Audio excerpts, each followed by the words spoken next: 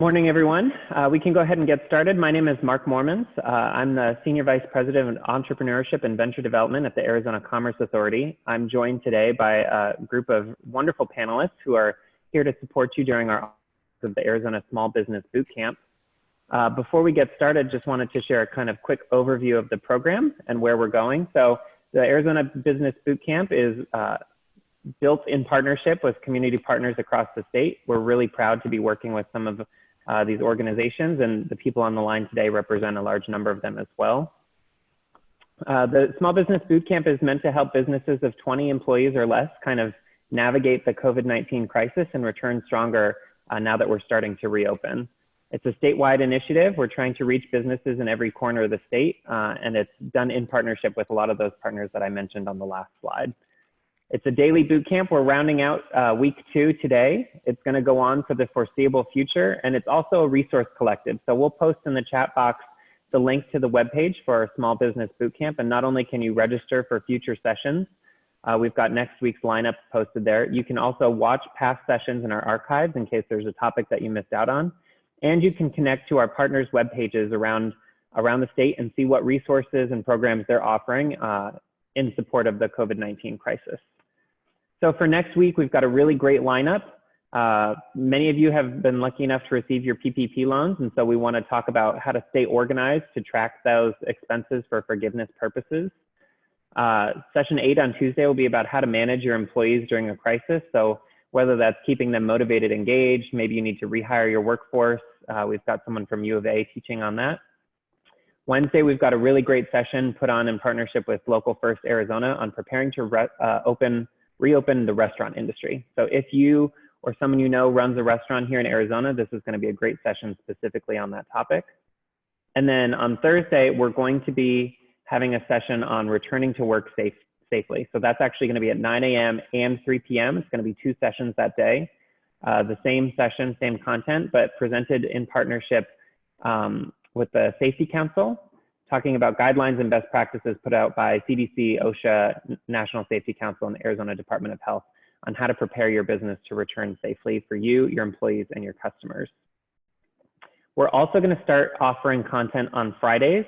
And so while today and this week we've had office hours on Thursdays and Fridays, we've had so much great content put out by our partners and so much great response from participants across the state that we want to continue offering additional content. So next Friday, we'll be offering something on marketing.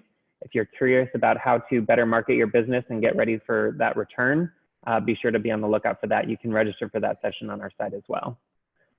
So like I said, and hopefully like you know, today, Friday, is our office hours. We've got some great experts on the line that can answer whatever questions you might have about your business. I know this week we had sessions on alternative sources of funding, and on cash flow management, cost reduction. If you've got questions about those things specifically, or of course, if you have questions on PPP or EIDL, we've got advisors on the line that are here to help. Some quick updates. PPP round 2 still has money in the bank. If you haven't applied yet, we encourage you to do that as soon as possible.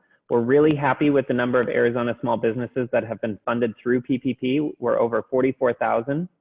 And Arizona through round 1 and round 2 has become a top 15 state in receiving those funds. And so we want to keep encouraging small business owners that haven't applied or are still waiting to keep at it. There's still money in the pot. Today is also a big day because per the governor's guidelines announced earlier this week, starting today, May 8th, salons, barbershops, spas can start to reopen today under those new safety guidelines. And then beginning on Monday, May 11th, this Monday, restaurants will be available for dine-in, again, under those new safety guidelines.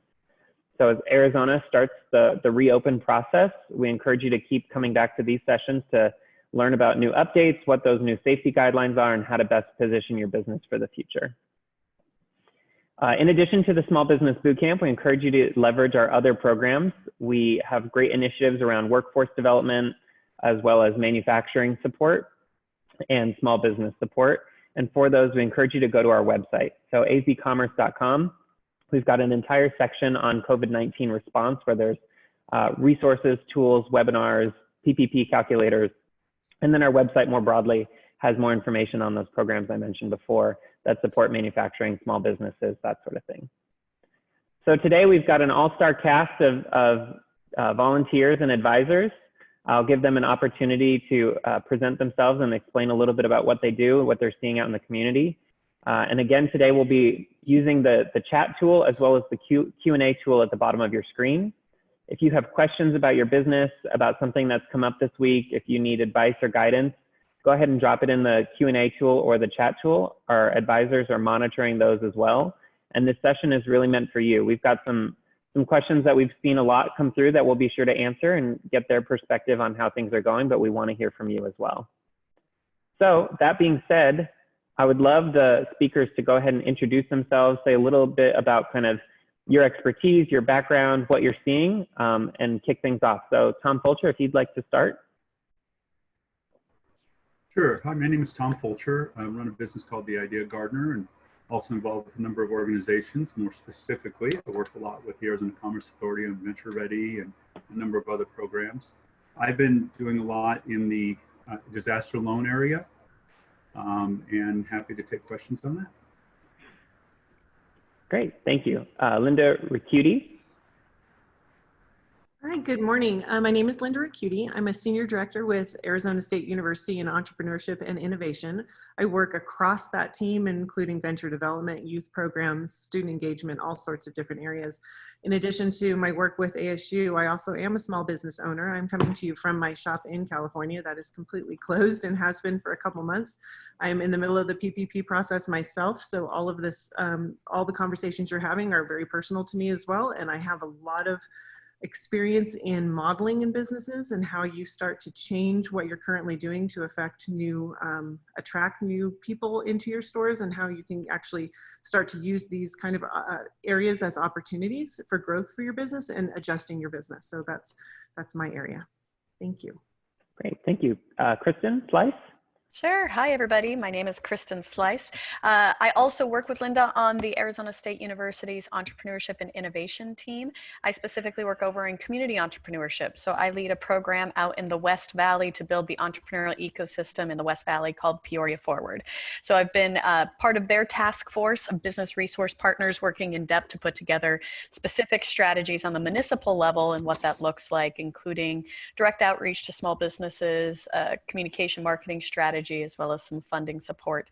And so I'm excited to work with everybody, and a great panelist on the call to give you an idea of my role in the ecosystem. I think I've worked with every single panelist on this call for multiple years, with the exception of Linda as the newest team member at just, I think, under a year. So excited to see familiar faces this morning. Awesome, thank you, Kristen. Stephanie? Hey, Mark, and hello, everybody. I'm Stephanie Sims. Excuse me, I'm the founder of Financeability, and what I do is help people understand the numbers in their business. So if you haven't applied for PPP and you're wondering how much money you might want to apply for, or if you've gotten your funding and you're wondering how to make sure that it goes as far as possible in both helping your business survive and then thrive, I'm happy to help you with that. I'm also honored to be part of several programs, as Kristen mentioned, through ASU, and also working with Mark and the ACA. So if you're also trying to get connected to other people who might be able to help you, I'd be happy to help out with that. Thanks, Stephanie. Gina? Hi, everybody. My name is Gina Couliard, and I am the director of the Small Business Development Center in Coconino County. The SBDC offers free, no-cost counseling services to small businesses. We've also assisted hundreds of businesses during this time apply for both the PPP and the EIDL loan. So I've got some experience and knowledge and can answer those questions for you. My professional background is in accounting. And so if any of you need help modeling or forecasting what this new future looks like, I would be a great asset to help you as you begin that path. Great, thank you, Gina. And then Robert, why don't you go ahead and introduce yourself and explain a little bit about your role and your expertise. I'm sure you'll be chiming in a lot today. Yes, so I'm Robert Theobald. I'm the Small Business Ombudsman and Vice President of Small Business Services for the Arizona Commerce Authority. My background is operations. I spent many years in big box and small box operations, domestic and abroad, and worked with franchise owners and developing their budgets and their business plans to help get funded and be successful as a franchise owner. With the Commerce Authority, as I work with a small business services team, we work to help anybody that's looking for resources, whether it's I'm a startup or I want to start a business. What do I do? Do I need to grow, or I'm really struggling? What kind of help can I get? We do a lot of connecting to all these great presenters that we have on the screen today. Depending on what your needs are, we can try to connect you with the best person to fit your needs throughout the state. Our division does a lot with our rural economic development, making sure we get out into the rural parts of Arizona to help those small businesses as well. Awesome, thank you. And we also have Andy Lombard on the line. He'll pop in and out. Andy's our Executive Vice President of Innovation and Venture Development, and he's just a wealth of information on running businesses, and excited to be helping lead and launch this program. So I first want to jump into questions of PPP and EIDL. I know that's always on people's minds. I guess my first question, and again, if you have your own questions, feel free to drop them in the chat or Q&A box. But we've been hearing there's still money in the pot, but some people have applied and haven't heard anything. If you are still in line and waiting to either receive confirmation or funds, what should people be doing knowing that there is still funding available? Hey, Mark, there's two, I guess, paths to that. If we're talking about the EIDL, then call the 1-800 number on the SBA Disaster Loan Emergency website. And when you call them, you'll get a first level person who will tell you, well, that's all privacy information. We can't really help you. Tell them that the SBA told you to call, that you've had friends call, and they will transfer you to the second tier, which is the lending department. And at that point, you have your confirmation number. They'll ask some other validating questions. In most cases, they'll be able to tell you exactly where you stand in the EIDL process and even how much money you've already been awarded, even though you don't know you've been awarded money at this point. On the PPP, go back to the bank that you've applied. If you can't get answers there, consider applying at a different lender. The credit unions are moving fast. Community banks like Horizon are moving fast. So a lot of those, and ACA has a complete lender list. SBDC has a lender list. And keep plugging away. There's a lot of money left, and we're doing well in Arizona getting that to people. Awesome, thank you, Tom. And a follow-up question that we see a lot around that is, I've applied for PPP, I received funding, but I didn't ask for enough. Is it possible to go back and kind of go back to the pot and get more out of my PPP funding? If businesses have that question, have we seen that happen successfully? What do you advise in that situation?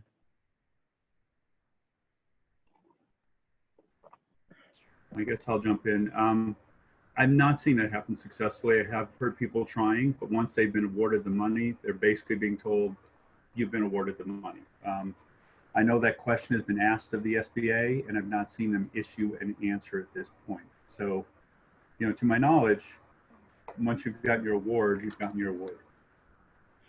And thank you, Tom, because PPP is so employee-centric, it's for payroll. Robert, you had mentioned a great resource in FAQ yesterday that I'd love to repeat for people on the line. What if I try and hire someone back, but they don't want to come back? Am I then liable? Can I still have that funding forgiven?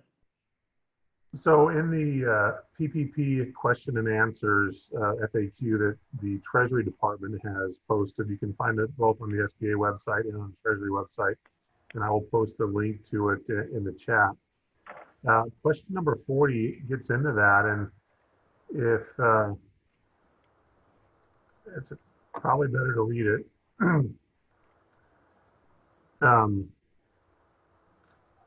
And it's saying that the SBA and the Treasury is working to issue a final rule excluding laid off employees whom the borrower offered to rehire for the same salary and wages and same number of hours from the CARES Act loan forgiveness reduction calculation.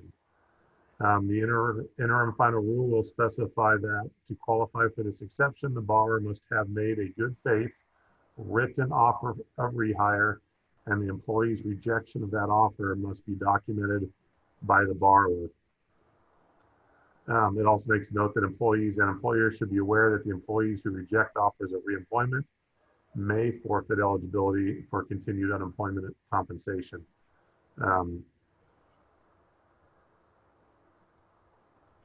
I think that's a great little summary. So we've had a lot of questions from businesses. Well, what if I, offer a job, they don't want to come back? So the SBA and Treasury are aware of that, and they're trying to create the final ruling to help support those businesses that are trying to do the right thing to bring people back to work.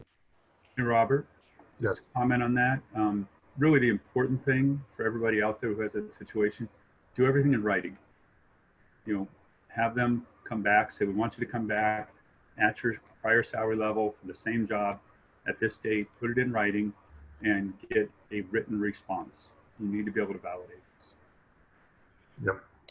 And Robert, I'd like to follow up on that a little bit too. So yesterday we received guidance from the SBA that there is going to be more guidance issued this next week in terms of forgiveness and some of these other questions that we have. And so I think that within this next week, we're going to see a lot of these answers, our questions answered.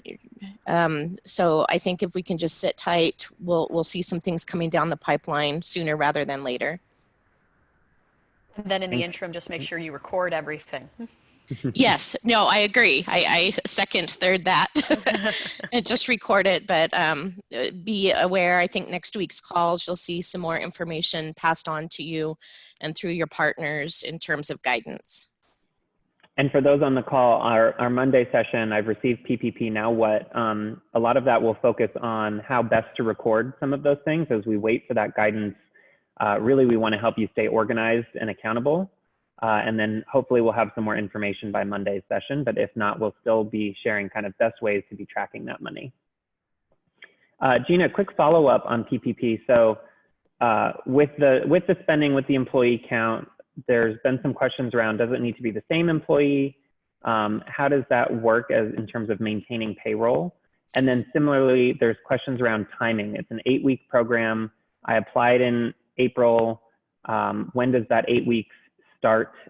When should I be tracking that? So the 8 week starts when you receive your funding, and it doesn't have to be the same employee. So if you had John in the role previously, but are able to hire Isabel, then it doesn't have to be the same individual. It just has to be the maintenance of employee levels. So 8 weeks from when you receive your funding. Awesome, thank you. And I want to pivot quickly to some questions on EIDL that typically come up. People ask, is it a grant? Is it a loan? What's the payback policy? What's the advance that happened? When and how do I pay that back? So I'd love some of our panelists to kind of comment on the EIDL process, especially as it relates to that advance. I can take that, or Tom, do you want to take it? Well, let's split it. I'll talk about the advance. The advance, okay. Technically, it's a loan with my air quotes, but it's a no repayment loan, no documentation. So the advance you receive, once you have the money, it's yours. Do be aware that your advance reduces the forgiveness on the PPP. You want to talk about the rest of the loan, Gina? Yeah, so the rest of the loan for the EIDL, aside from the advance, is the interest rate is 3.75% for small businesses, 2.75% for nonprofits with terms up to 30 years.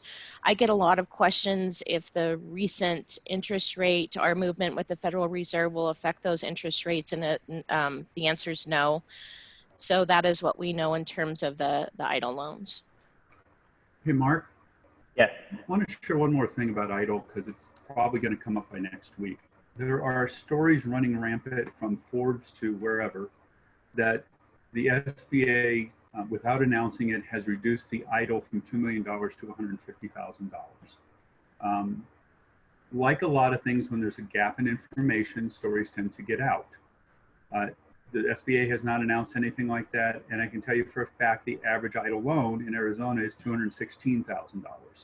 So that may come out. If you read those stories, just know, nobody has said where they're getting this information. The SBA has not validated anything about that. So at the moment, they're just rumors. We don't know any validity to.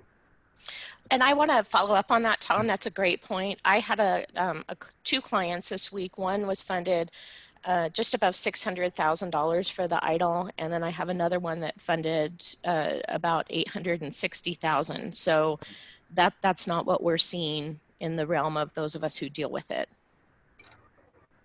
That's great. Thank you. I want to move to the Q&A tool for a moment. The question just came in. I've heard in a past call that there are programs for the Tucson area, grant programs. Are they still available? And if so, how do I pursue? I'll give all the panelists a second to kind of think about alternative sources of funding. What I'll say first is many areas across the state, Phoenix, Tucson areas, we're creating municipal grant programs. Whenever that type of program exists, the pot moves quickly. So I'm not sure, maybe our panelists have more information if there is still funding available in those Tucson grant programs. But whenever you see those types of programs, especially on grant money, we recommend that you apply as soon as you see it, just because those funds typically do not last. But I would love to hear from our other panelists. Stephanie, I know this is an area that you probably work a lot in, of connecting business owners with cash, the different types of alternative funding. So have you heard about any grants, micro lending, community organizations, that sort of thing? Yeah, that's a great question, Mark. And one thing I would say, I know that there are some CDFIs, so these are nonprofit organizations that also do PPP lending, like DreamSpring, for example, that has a presence in Tucson, and I know that they're still doing things specifically in that area as well as here in Phoenix, so you might check them out. The other thing I would suggest for a lot of folks, especially people who have a very active and excited client base who would like to help you, but who don't really know because you've been shut down how to help you, think about crowdfunding. One platform, there are quite a few platforms, but I know one platform in particular, which is also active in the Tucson area, is called WeFunder. And what they've done is they've reduced the fees for running a crowdfunding campaign on their platform to try to help some of these local businesses really activate their client base at a time when people want to help, but perhaps can't purchase your products or services because you're not actually able to sell to them. So I would think about the crowdfunding as an option as well. And then Mark, don't you guys have, I know you guys have a list of the resources that you're aware of. Perhaps we can just keep, as we find them, keep sending those to you for any of these grant programs that we're seeing. Yes, absolutely. We are keeping a list of that. Feel free to send them to us. Like I mentioned before, those programs typically move quickly. And so we're working to keep that updated as much as possible. But I think WeFunder is another great example of a different type of funding. Kristen, yeah. Oh, go ahead. I was going to chime in real quick with just a bit of background on, I'm not familiar with what's happening currently in Tucson, but I can tell you on the municipal level, what we're seeing a lot is, to be very clear, most cities on a municipal level have not traditionally given small business grants before. So this is new territory, despite the fact that most of us, like the number one question we get is, where do I get a grant to start my small business? They haven't traditionally existed in the broad stroke, right? There's been some specific programs. And so what cities are having to do is they're trying to be as responsive as possible.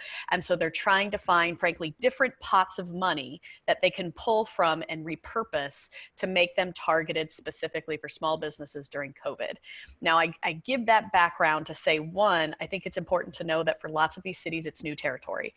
So make sure you're paying attention to the requirements that come along with it, the reporting that comes along with it. I know a lot of our resource partners, we've been spending time not only educating city leadership, but a lot of these organizations don't know that, you know, for $1,000, 2 years worth of reporting on low income people is not worth the lift for small business owners. So we're trying to advocate, make sure that people understand what those look like.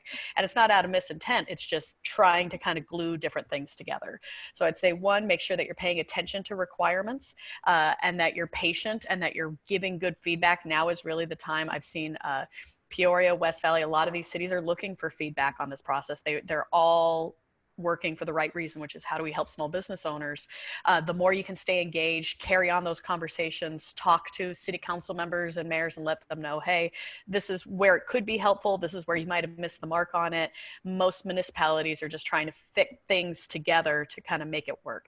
So I expect you'll see more of those over the next couple of weeks because, like I said, it is new territory. A lot of the cities are now looking at the legality behind what this looks like. So pay attention to those. And it is going to have to be creative, small amounts of money. Also, there is a lot of funding from the CBDG funding, just a heads up, which is a very technical term funding that's being repurposed.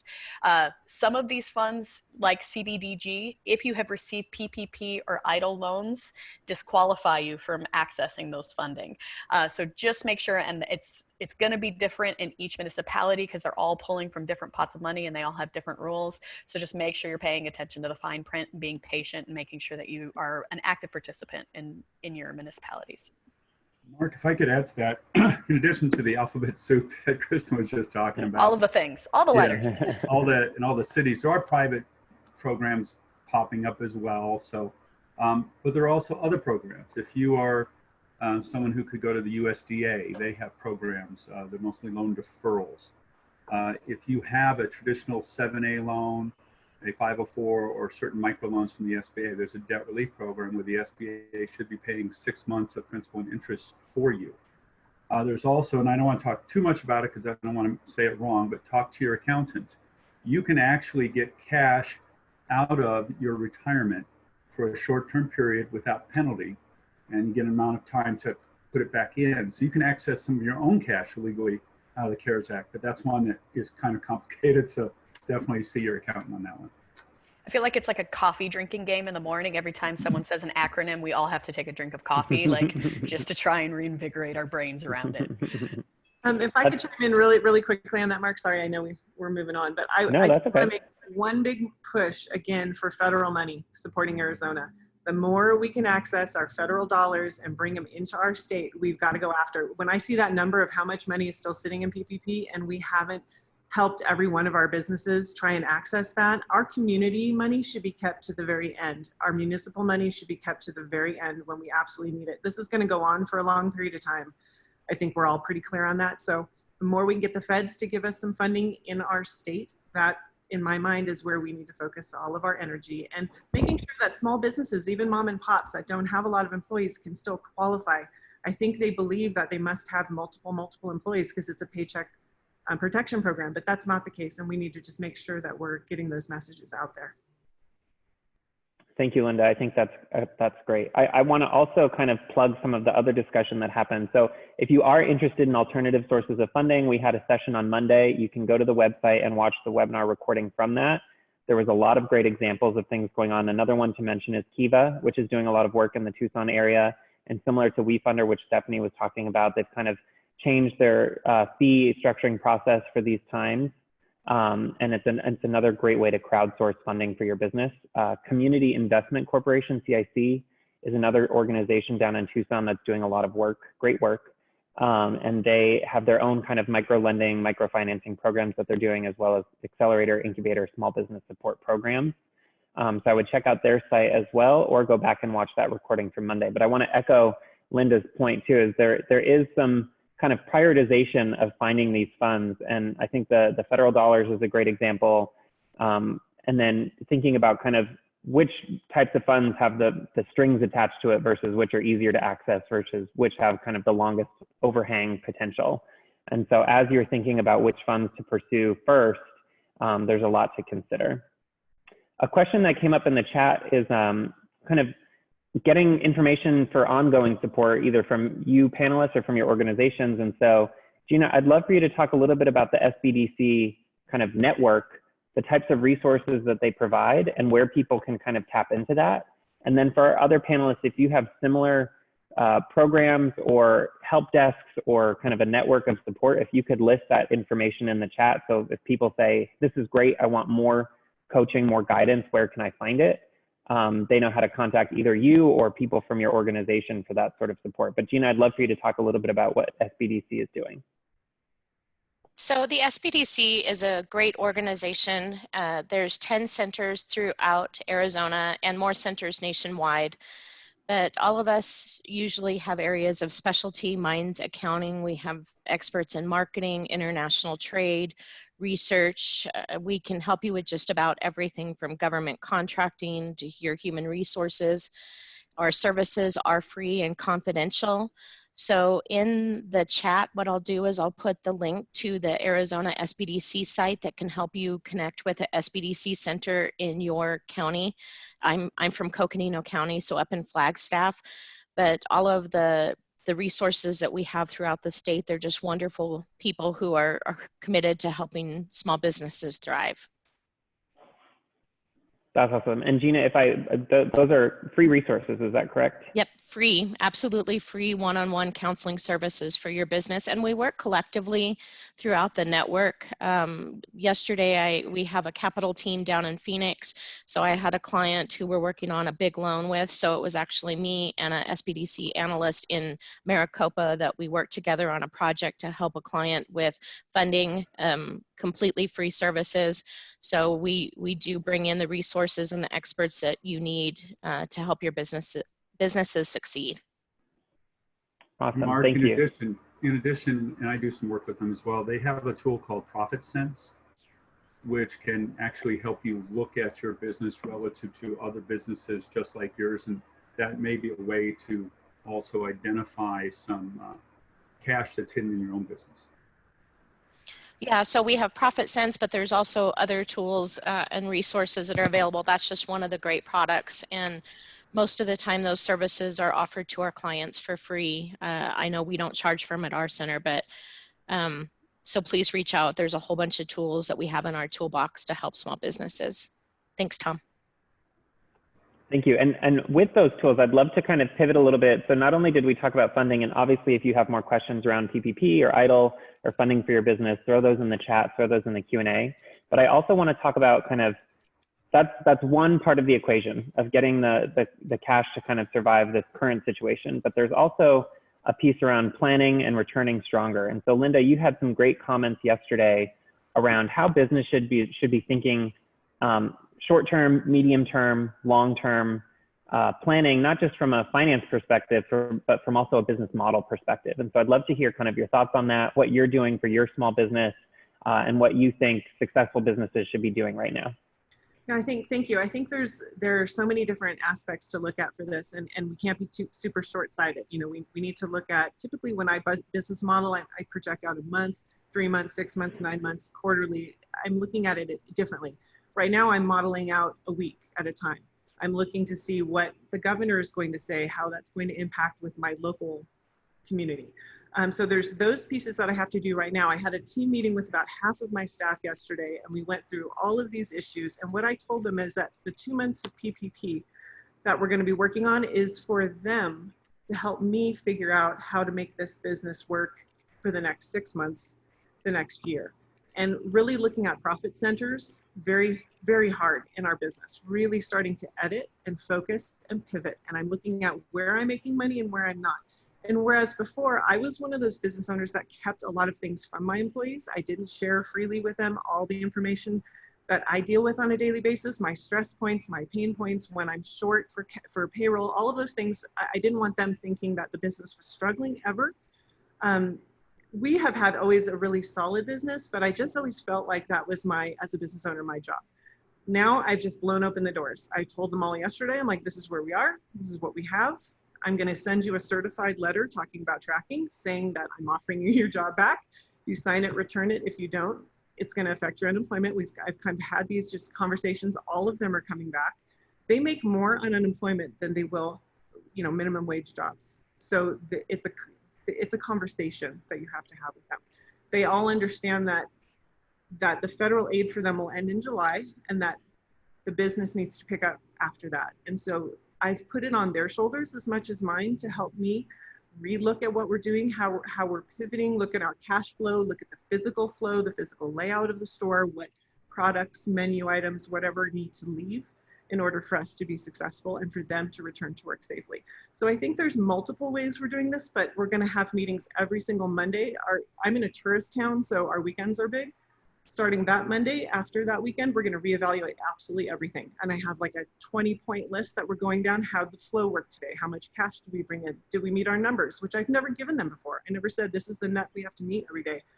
I've totally changed my mind on how that works. This is their risk as much as it is mine. So financially, I'm more on the hook, but for their livelihood, they're right there with me. So it's a team building moment, you know, and I have a solid group of employees, thank goodness. But that's how we're looking at it. We're looking at pivoting, changing, modeling, looking at every element every single week. And then we're going to make some goals for a month We're going to make some goals. And I have different areas of the store. We have food, we have coffee, we have retail.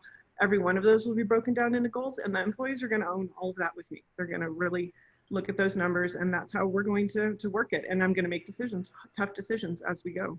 And I'm kind of interested because with the PPP, it's all, you know, paycheck protection. I have to bring back my team. But what I worry about is that I'm only going to be at 25% capacity, 50% capacity. So I'm not going to be delivering as much as I was with the same volume of people. So I'm putting the other people on kind of other tasks, you know, tasks for safety, and then they have to work themselves back into the main rotation, if that makes sense, within 2 months. So we're all on the same page for that 2-month ticket, and that's kind of how we're having a lot of conversations. But they're rising to the occasion, as I knew they would. But I don't think I had that level of trust in my employees before, and now I have no choice but to have that level of trust.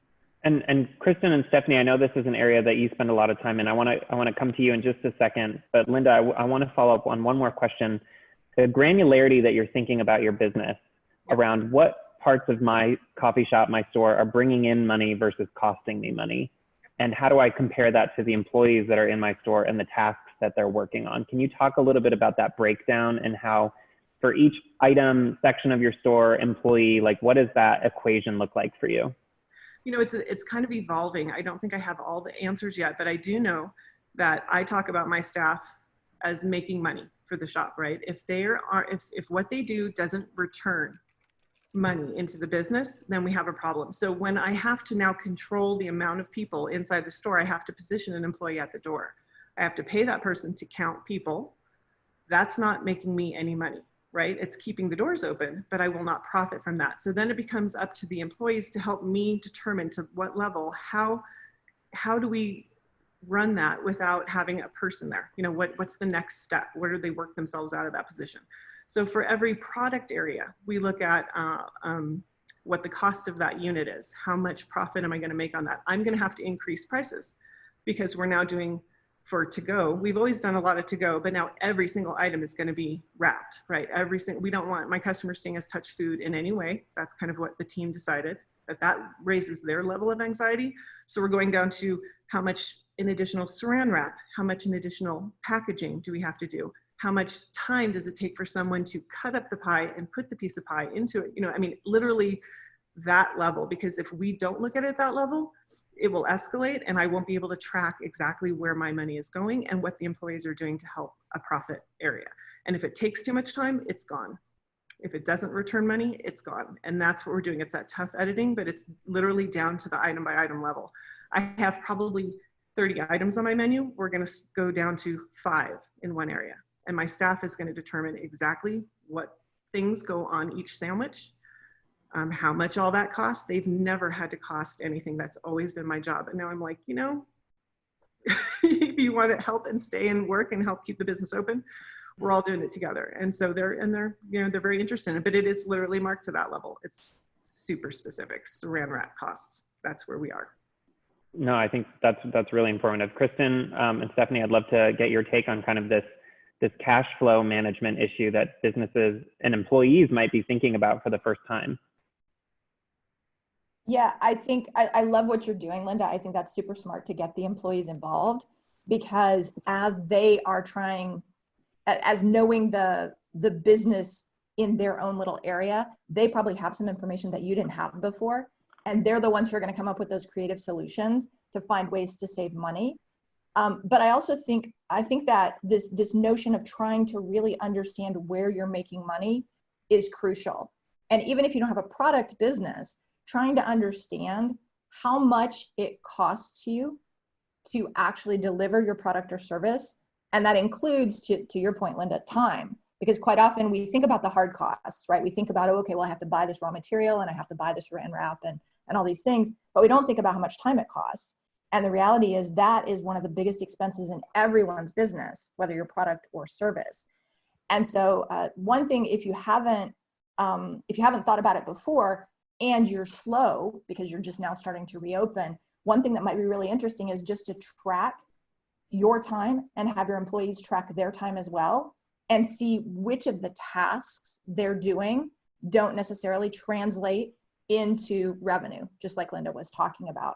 And I think a lot of times you can find ways to discover cash in your business just by doing that little exercise. And it can really make you aware of the things that maybe just don't need to be done anymore or should be done less frequently or things like that.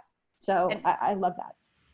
And I'll dovetail off of Stephanie's comments and Linda, because I think that there might be some business owners that listen to that level of detail that Linda just had and just go, oh my God, like where do you even start with that? Most business owners up until now, it's been survival, right? No business owner I've ever worked with is just sitting back being like, oh, I've got time today. What could I do, right? And so to take that level of detail and at the core of it, I think what Linda has done really well is created detailed financials, right? And so literally working with your accountant. And what I love about like this call is a really good example. Tom mentioned, Profit Sense, the SBDC is a great resource. Stephanie's a great resource. In order to even start that, right? If you're listening to that and you're like, I don't even know where to begin. All of it always comes down to some of those business basics that maybe we haven't had in place yet, but now is the time, right? And now it's a question of, unfortunately, this survival requires that it's not like, oh, I talked to my accountant at tax season. It really does come down to how do I make sure I've got the right tools in place to be able to make these decisions quickly, to be able to pivot my business, and to be able to really manage. And the second piece, and if that does sound what the important statement there is, it is intense. There are lots of resources that are out there to help you. And what I would add on to that, in the same way that Linda has opened up her doors and talked, her proverbial information doors to her employees, there are lots of other business owners that are in the same boat as you, where we've seen business owners really start to thrive. And what research has told us across the board is the only way to truly support and help grow a business is make sure that business owners have plenty of peers and resources that they can access at any given moment. And it's not just one SBDC counselor, right? It's an SBDC counselor and a venture mentor and working with ASU on their innovation space and figuring out how to work all of those resources plus your own team of an accountant, of other business owners that are in similar industries. And so the same way that we've started to see increased connectivity for those of us that are really surviving and innovating in their business amongst their employees, I'd encourage you also reach out to fellow business owners, maybe someone you've never reached out to before. And if you don't know how to connect with some of those people and kind of open up the doors and get their feedback, now is the time to do that, because people are really hungry for that level of information of saying, hey, can I see your financials and how you break that down? And you'd be amazed the number of business owners that are willing to sit down with you and be like, yep, just because it helps them as well. Tom. And Mark, love what Linda was talking about. One of the things that I know ACA is moving this direction also in the next few weeks, while we're all surviving, we also need to be looking at recovery plans. To echo what Kristen said, we're all here because we want to help people. And that's kind of raw. We just want to help. You can contact any of us. If we're not the right person, we're going to put you in touch with the right person. But right now, as hard as it is, you need to start thinking about the future. And that's particularly hard in food service. I'm working with a restaurant at the airport. You can imagine how impacted their business is. But you need to start thinking about recovery because, PPP is an 8-week program. And it's about getting people paychecks. What happens after those 8 weeks? And I know the ACA is moving that direction with some of the boot camp topics, but that's a critical thing that I kind of heard people talking about. Yeah, so I'd love if all of our panelists could give a quick sentence answer. If you were starting this journey, it's a long journey of getting really tight financials or an understanding grasp around costs, things like that. What tool, what resource would you go to first to say, I'm just starting out, this would be my first stop as I begin this process? It could be a program, like Tom mentioned, the Profits and Sense program. It could be an SBDC center to get your tools. I'd love to hear from each of you kind of, here's my first stop. I'll start off with a damn good accountant, right? That all those resources are good. If you can find, and I mean a good accountant, right? So ask people, somebody who has industry experience, they're going to help you the most. And yes, that costs money at this moment, which sounds, terrifying in a lot of ways, but I think it's one of the most, you have to have that resource in alignment. Cool, thanks. Yeah, and I'll also say kind of more of a what versus a where, because there's plenty of wheres, is, as horrible as it sounds, also, some sort of business plan. And you can do a simple one-page business plan, but you got to have some sort of plan that's addressing that. Where are we going from here? And again, you can get help from ACA. You can get help from anyone on this screen. You can get help from, like you said, the SBDC. There's lots of places to get that help, but that's an important step. Yeah, Mark, one other thing is I would say, if you are not even aware of what's happening in your business and you don't necessarily have an accountant, sometimes just looking at those numbers can be a little scary. I do have a template that I'm happy to share with anyone that can help you just download your transactions and try to sort through them to start the process. But I think that for a lot of people, as Kristen mentioned, finding somebody who can help you, and people on this screen, plenty of other folks through the ACA, but don't be afraid, right? Find somebody who actually speaks your language and can help you understand the numbers, because throwing this at somebody else and saying, you take care of it and I'll come back in 3 weeks and you tell me what to do with my business, is not really an option anymore. So please be sure that whoever, that you keep asking until you find somebody that you really feel like fits with you and can help you understand what needs to happen in your business. Because the time of kind of outsourcing it and thinking somebody else is going to take care of it, I think has passed, and we all have to take responsibility for our business. Thanks, Stephanie. I would echo the same. I mean, SBDC, Chamber of Commerce, if you have a connection to your local chamber, I think are great. For me, it is finding a mentor that is in my area. That's another. I have a strange story. I have restaurant, retail, all in the same house, and my husband's small business is service. So we kind of cover a lot of different areas, but look for someone who you trust. And I can't tell you what Stephanie's saying is so important, that you have to be transparent and honest at this time more than anything else. I started this business at the bottom of the recession, and I'm going right back to there. I'm going back to ground zero, and what I did to build my business in the beginning, I'm doing it all over again, looking at it from ground zero. So if you can find someone who has been through the trenches, who has had experience in that, someone you trust, that you can tell them everything, all the stuff you've been doing wrong, all the things you've been guessing on. We all do it, people. Every single one of us has made a leap of faith, has screwed stuff up, has blown it completely. And as entrepreneurs, that's our opportunity to learn and how we pivot and change and grow. So I think that's going to be finding someone. If you can make a best friend of an accountant who understands your area, you're going to be a lot better off. And it's easier to sleep. I'll just put it that way too. Mark, if I can add on to that. So I think finding a good accountant, number one, is a great piece of advice. And what I always advise people is your team, just like all the others have said, need to speak to you in a language that you understand. If you understand financials and can follow along, that's great. If not, you need to find an accountant or a professional that talks to you in a language that you understand. They have to be an ally, a friend, so that you guys, they can lead you to make these good decisions. The last thing you need right now is to leave someone's office and pay money and not feel like you've gotten anything.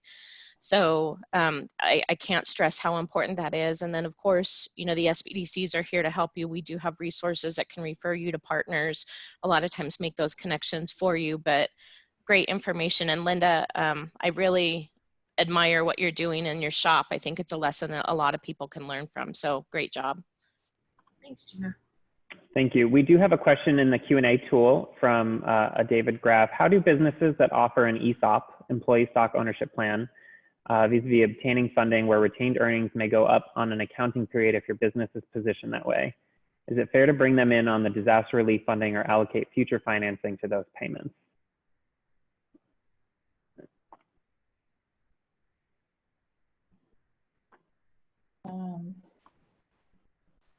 I'm not even sure I fully understand the question. PPP is about paycheck, salary, and based on your income statement and expenses. Retained earnings is a balance sheet item. And I'm pretending to know what I'm talking about, Stephanie. That's more your responsibility. Well, it's not my domain either, but it sounds like maybe there's some confusion about how the PPP proceeds would be treated, right? And so, and this is a good question, maybe Tom, and for you, Gina, as well. Like, on anything that's forgiven, do we know how that's going to be treated? Is that going to be treated as income, or is that going to be treated as, how's it going to be treated? Because Well, I think that may be the heart of the question. Yeah, that's an interesting question. Well, it can't be, I don't think you can do ESOP with PPP, but the IRS, it's funny, the PPP forgiveness is not taxable according to Congress. IRS just came out with a rule that said, no, we agree the PPP forgiveness is not taxable, but any expenses that were paid by PPP cannot be, cannot be deducted. So Okay. kind of is taxable. And maybe this is part of the person's question, which is, it looks like I may end up having a profitable year because I'm not going to be to deduct 8 weeks of salary. And so how does that translate into an ESOP that may say that I distribute profits? Yeah, and there's also a stay tuned element to it because a bunch of congressmen and women are upset at the IRS rules, so we don't know if something's going to change.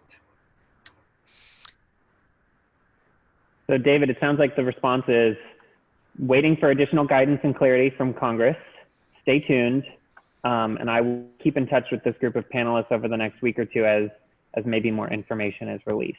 And I'll add on also, that's also a great piece of feedback, right? Like if you know that that's going to affect your business, now is the time to be reaching out to your representatives in Congress, to people who are talking to these lawmakers and letting them know, hey, this is going to affect my business in this way because it's totally possible. And now's the time that they didn't realize that it was going to have this effect. So the more you can be communicative in a specific way, not just, fix it, right? Like very specific, this is how it's going to apply my business, is going to be really helpful feedback. So engage as well.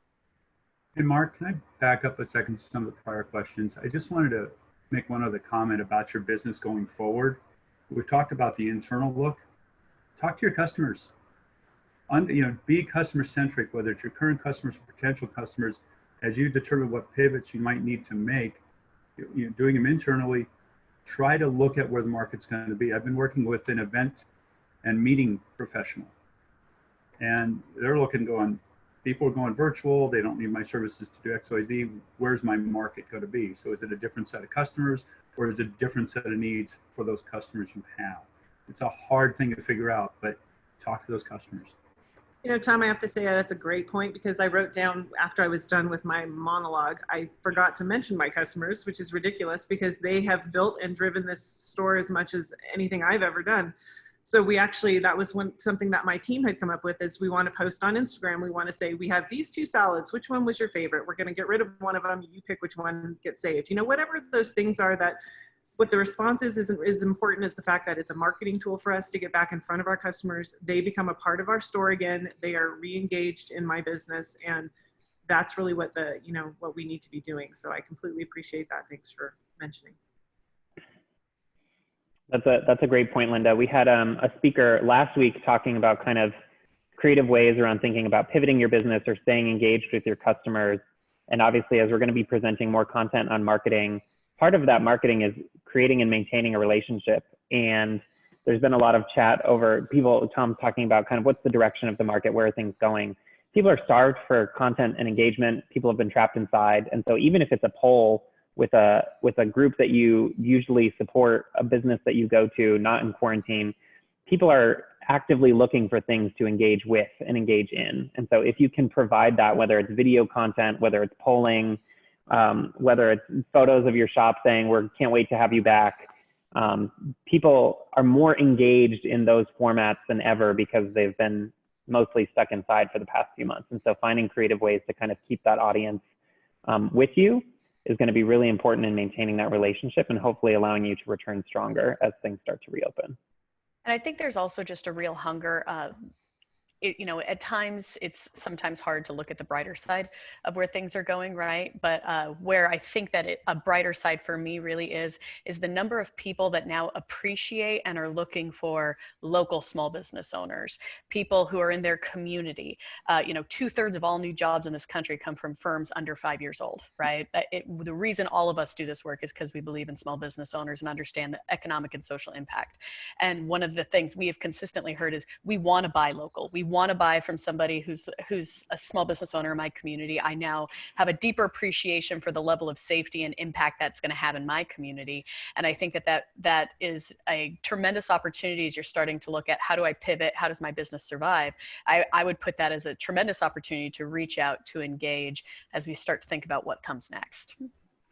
Thanks, Kristen. And we're nearing up on the hour, so I want to give anyone, any participants on the line, if you have last minute questions, thoughts, definitely throw them in the chat box or the Q&A portal. I mentioned at the start of this call, we're going to be moving to additional content. So we're going to be trying to provide new content Monday through Friday. If there are topics that are really interesting to you or you have a lot of questions about, we talked a lot on this call about finance and a little bit about marketing. If you have specific areas that you want to learn more about or subjects that you want us to present on, let us know in the chat box. If you have feedback on format or what we could be doing better to serve you, also leave that in the chat box for listening. And then I want to give our panelists kind of a last word opportunity if you have any kind of final thoughts or guidance or advice for these small businesses before we sign off for the day.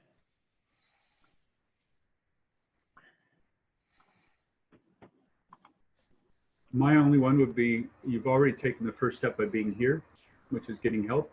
So just continue down that path, get help. We are all, as cliche as it sounds, we are all in this together, and everyone wants to try to help lift each other up. So find help. Thank you, Tom. Go ahead.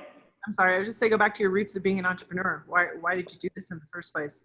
You have the mindset, you have the drive, you have the knowledge. Go back to what brought you here and do it again, and do it better and do it differently. And you can do it. I mean, this is the opportunity, right? This is what all entrepreneurs seek, is a challenge and an opportunity. And we have a big one, but we can do it. And especially together, a lot of great resources here today. Thanks for letting me be a part of your call. Thank you, Linda. Yeah, and I just wanted to piggyback on the notion of opportunity. I know it feels overwhelming, but the truth is this can be an opportunity for you not only to pivot your business and to adapt, but it can also be an opportunity for you to connect with folks that may have seemed out of reach as little as, say, 2 months ago. Even folks here on the call, I don't know what your experience has been. My experience has been that there have been people who I would have never imagined would talk to me. And they're more than happy to connect with me on LinkedIn. They want to get on a phone call and help. So nothing is out of reach if you're willing to make the ask. So just please, it's hard, but be willing to take that chance. And I think you're going to be amazed at the response that you get, whether it's customers, partners, employees, or anyone else. And then I'll just summarize with thank you. I think it's hard work being an entrepreneur and a small business owner on a day-to-day basis. And it's critical. It's what makes our economy move forward. It's what makes our communities move forward. Everybody's in this for the right reason. And thank you for your hard work. And we know that it's going to be an arduous journey. And as we said, we're all in it together. Mark, I just want to follow up on Kristen's comments. I agree. Being an entrepreneur is hard work. There is a lot of opportunity, and we're all here to help you. Many of us have been there before in your shoes, so we're here to walk with you, and thank you so much for allowing us to be on the call. Awesome. Thank you so much, everyone.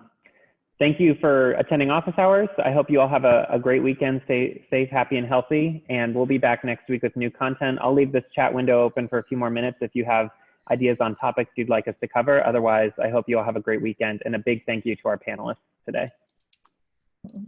Thanks, Mark, for having us. Yes, thanks, Mark. Thank you.